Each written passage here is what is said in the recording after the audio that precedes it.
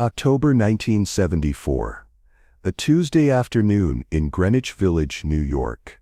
A street musician named Tommy Greco sat on a milk crate outside a coffee shop, playing Strangers in the Night on a battered guitar, his case open for spare change.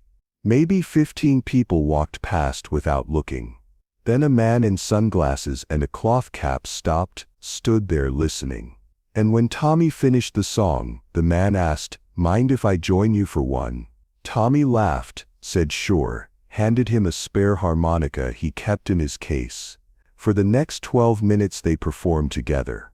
And nobody in that crowd of 30 people knew they were watching Frank Sinatra. This is that story. Tommy Greco had been playing the streets of Greenwich Village for 3 years. He was 28 years old, a Vietnam veteran who'd come home in 1971 with a Purple Heart and nightmares that wouldn't stop. Music was the only thing that helped. So he'd taken his father's old guitar, learned a few chords, and started playing for tips on the corner of Bleecker and MacDougal. He wasn't great, his voice was rough, untrained. His guitar playing was basic, but he had something. Authenticity. When Tommy sang about loneliness or loss, you believed him, because he'd lived it. This particular Tuesday, October 15th, was cold. One of those fall days in New York when the wind cuts through your jacket and reminds you winter's coming. Tommy had been playing since 11 that morning. His fingers were numb, his tip case had maybe $8 in it. Mostly quarters. One crumpled 5 from a tourist who'd felt sorry for him. He was about to pack it in when he decided to play one more song. Strangers in the Night. He'd learned it because people requested it, because it was Sinatra. And Sinatra always got tips. Tommy started playing. His rough voice carrying the melody, his cold fingers stumbling slightly on the chords. A few people walked past. A woman with grocery bags. A businessman checking his watch. A couple of students from NYU, holding hands, not listening. Then a man stopped. He wore a cloth driving cap pulled low, sunglasses even though it was overcast, a long wool coat, scarf wrapped around his neck. He stood about 10 feet away, hands in his pockets, just listening. Tommy noticed him but kept playing. Street musicians learn not to make eye contact. It scared people away. You played, you let them listen or not, you hoped they dropped something in your case. Tommy finished the song. The man in the cap walked closer. "You know any more Sinatra?" His voice was gravelly, quiet. Tommy looked up. "Yeah, I know a few. My Way, New York, New York, the usual." The man smiled. "Play one for my baby." Tommy hesitated. "That's a tough one. I'm not sure I can." "Try it. I'll help. You sing. A little." Tommy shrugged. "All right, man. But I'm warning you, I'm no Sinatra." The man laughed. "Neither am I." Tommy started playing. Slow. Melancholic. That late-night saloon song about drowning your sorrows and telling the bartender your troubles. He got through the first verse, his voice cracking slightly on the high notes. Then the man started singing. Harmony. Low and smooth. Supporting Tommy's melody without overpowering it. A few people stopped walking, turned to look. There was something about that voice, something familiar.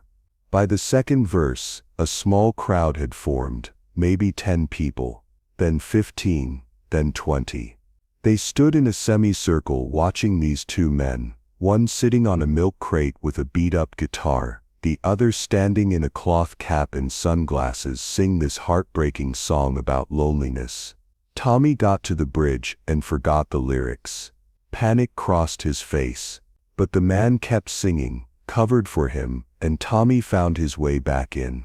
When they reached the final line, "So set him up, Joe, I got a little story you ought to know," their voices blended perfectly. Tommy's rough authenticity, and the stranger's polished smoothness creating something neither could do alone. The song ended. Silence. Then applause. Real applause. Not polite clapping. The kind that makes you feel like you did something that mattered. Tommy looked up at the man, grinning. Man, you can really sing. You should be doing this, not me. The man smiled. I do all right. A woman in the crowd called out, do another one. Tommy looked at the man. You got time. I got time. What do you want to sing? Your choice. Tommy thought for a moment. How about Fly Me to the Moon? I know that one pretty well. The man nodded. Good choice. Tommy started playing, upbeat, swinging. And the man started singing, not just supporting now, really singing. That voice filling the street corner, turning a cold Tuesday afternoon in Greenwich Village into something magical. The crowd grew. 30 people now, office workers on their lunch break, shop owners stepping out of their stores, a cop on his beat, stopping to watch.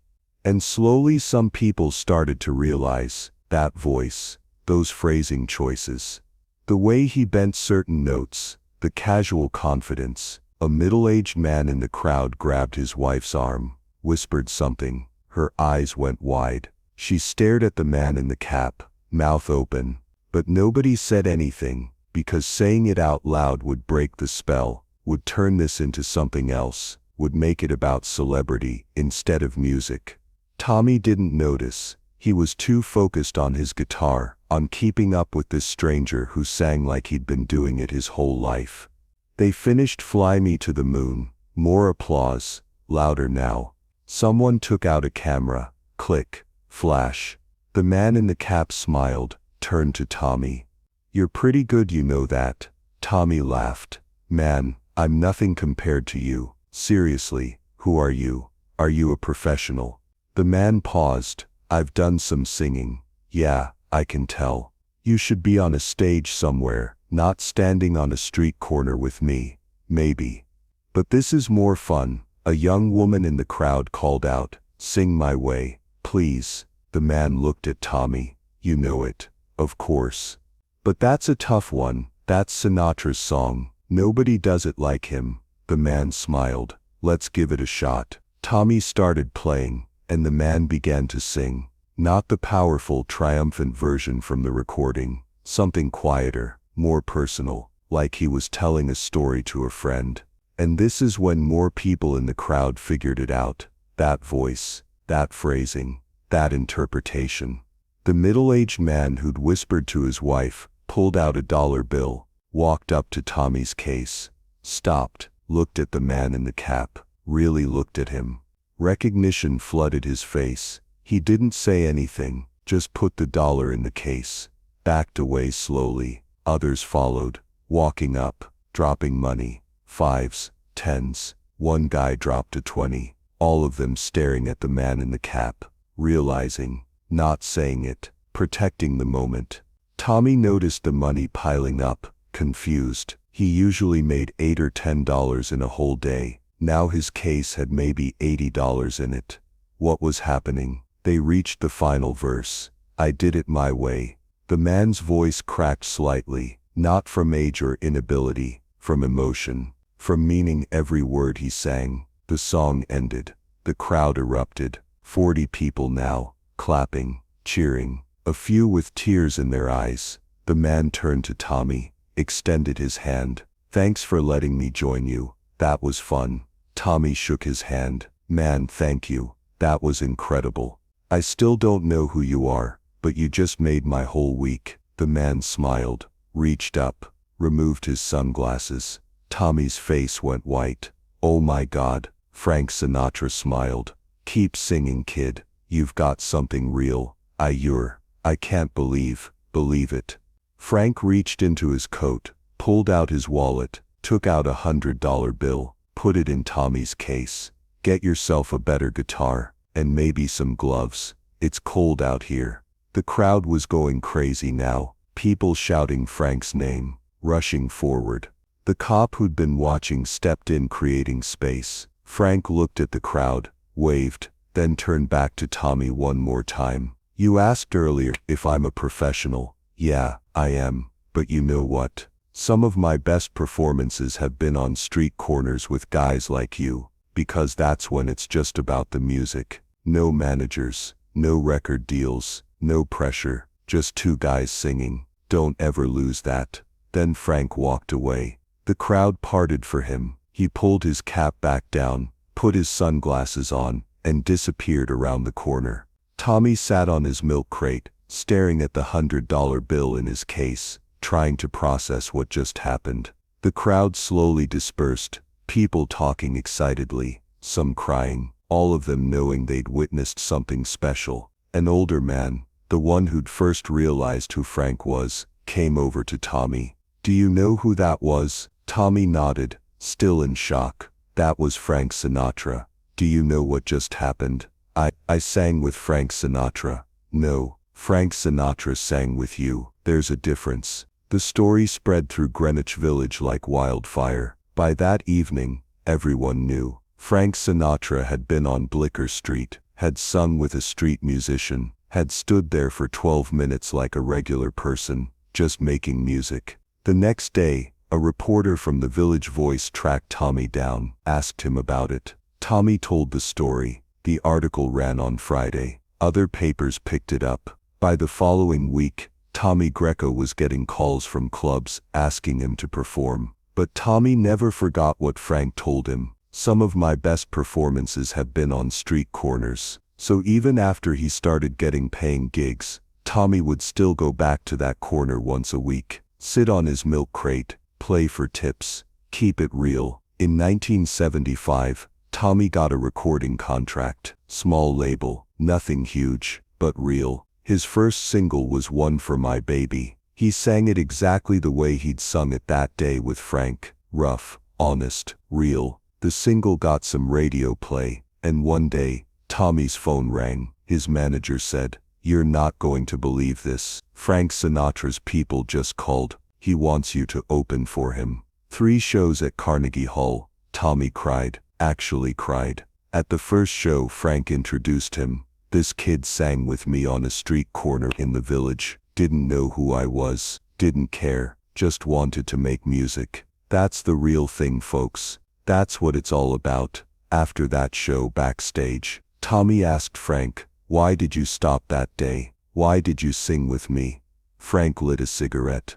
"Thought about it. Because you reminded me why I started. I've been singing in casinos and concert halls for so long, I forgot what it feels like to just stand on a corner and sing because you have to. Because the music is the only thing that makes sense. You had that. I wanted to feel it again." "Did you feel it again?" Frank smiled. "Yeah, kid, I did." Tommy Greco never became a superstar. His career was modest. A few albums, some club dates. But he made a living doing what he loved. And every time someone asked him about the highlight of his career, he didn't talk about Carnegie Hall or his record deal. He talked about a Tuesday afternoon in October 1974, when a man in a cloth cap stopped to listen, when Frank Sinatra, the biggest star in the world, spent 12 minutes being nobody special, just a guy who loved to sing. The photograph someone took that day became famous. It shows 2 men on a street corner, one sitting on a milk crate with a guitar, one standing in a cap and sunglasses,